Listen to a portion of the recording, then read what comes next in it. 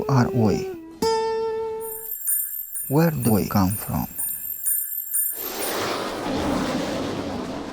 We are an infinity of possibilities of becoming human. An infinity of humans waiting to happen.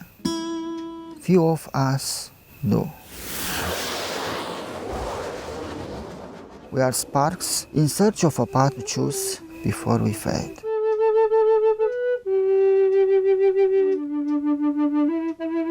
For time is short, angels, good or evil, reveal different paths for us to make our choice.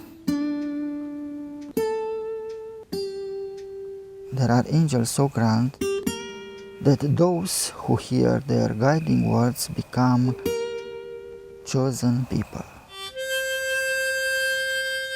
Be them famous or not, these chosen ones help tip the balance in the favor of the good.